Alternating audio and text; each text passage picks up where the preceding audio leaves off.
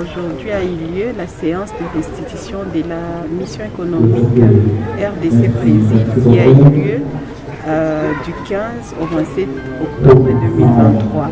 La population du Nord Kivu est une population résiliente et pour nous rien n'est impossible, quelles que soient les difficultés par lesquelles nous passons et qui compliquent le processus, mais on tient à travailler, et surtout avec la situation humanitaire qui nous tient à cœur. Nous pouvons voir très bien le problème de sécurité alimentaire règne dans les camps des réfugiés et qui nous affecte tous en tant qu'habitants du Nord Kivu. Il est vraiment impérieux que nous puissions nous pencher et nous appliquer plus dans les secteurs, ces secteurs agricoles de qui notre survie dépend.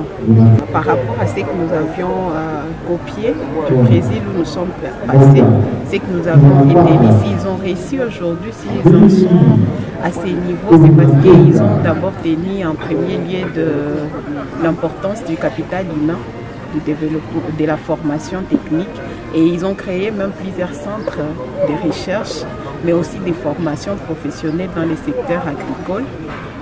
Ils en sont arrivés au point même d'accompagner les gens dans la succession familiale, parce que comme nous l'observons tous avec l'exode rural, quand on étudie souvent, les gens ont tendance à venir tous rester en ville et abandonnent les champs. Pourtant, nous tous, on ne peut pas vivre sans cette production-là, d'où il est impérieux de former les gens pour leur montrer l'importance de s'investir dans les secteurs agricoles.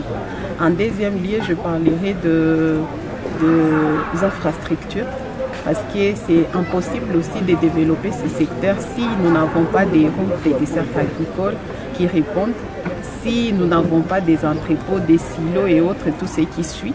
Et donc, il est important qu'on puisse avoir des routes qui nous permettent de travailler pour que nous puissions pratiquer les bonnes pratiques agricoles en utilisant des matériels adaptés. Aujourd'hui, nous avons tenu à réunir toutes les parties prenantes qui pourraient nous accompagner dans cette structuration, parce que c'était parmi les points énumérés dans notre plaidoyer, parce que si le Brésil a pu se développer aussi, c'est parce qu'ils sont bien structurés et leur structuration est pyramidale. C'est que nous allons essayer aussi de copier de notre côté en RDC pour pouvoir produire les mêmes modèles économiques chez nous aussi. Et donc, prochainement, nous aurons des séances avec toutes les parties prenantes pour élaborer un plan stratégique qui va nous permettre de bien planifier et de mettre en œuvre cette structuration du secteur agricole dont il a été question. Et par rapport à l'exposition des produits, quelles ont été les conditions pour participer? Il n'y avait pas de conditions, seulement il fallait être dans les secteurs agricoles.